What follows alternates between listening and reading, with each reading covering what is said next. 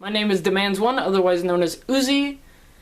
Please enjoy. There will be jump cuts in the video possibly for stylistic purposes and also because it's a very long poem and it's hard to memorize very long poems. Fear not, it's the same message all across.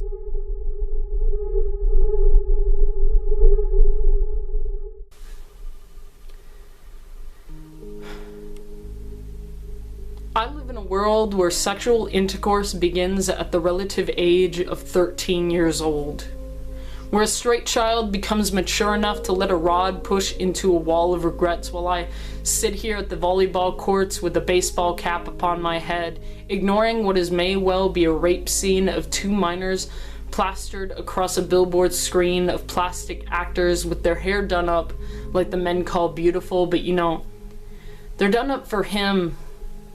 And real women, they don't look that way. I live in a world where touching has always been pressured. Why would something so loving feel so forced? And I can only hear my parents say it's because we love you. Now that sentence in itself is a tainted single word. I live in a world where I'm greeted with the idea I may cheat on my significant other if I'm in the same room with another gender.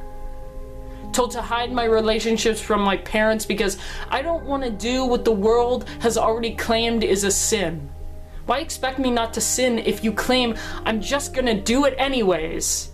I may be a sinner, but God is not spelled with a capital in my vocabulary, so it's really good that my word processor has no spell check because the words fuck you can be written without a percent and at.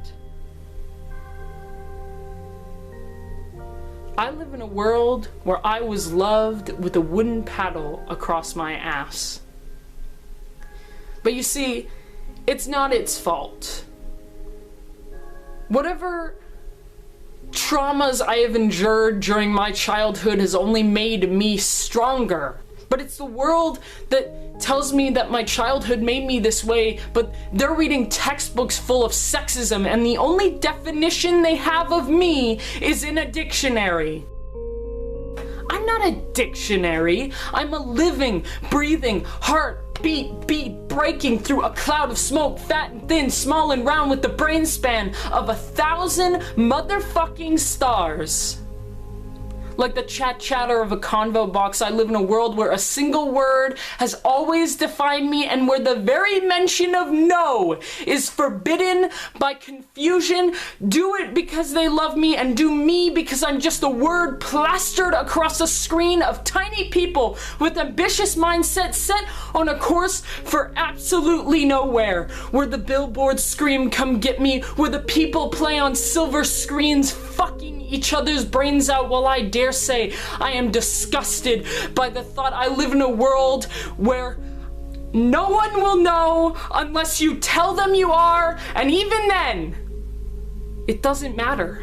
Because as they suggest, it's not my business. When am I ever going to need to know that? And yet, they continue to hassle me and everyone with words and pressure and loving and sex. No, it's not a word that I can claim.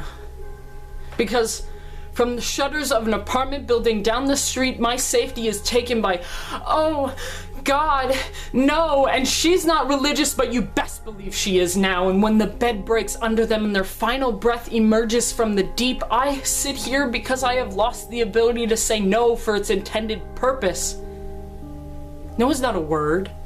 It's a role I play, and the role is very simple, but I think the world has forgotten the instructions in the box outside.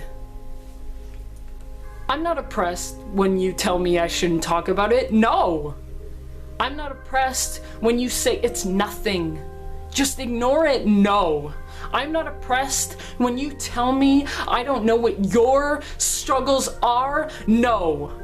I don't care what your struggles are. You can go fuck yourself. You can go fuck yourself and everyone around you who wants to fuck you in the brightest of day and in the darkest of Shakespearean nights, under a bench post, near a dim lamp. Most would enjoy the cold weather across their skin and the chill down their spine. And you can go fuck yourself 1,000,000 times over.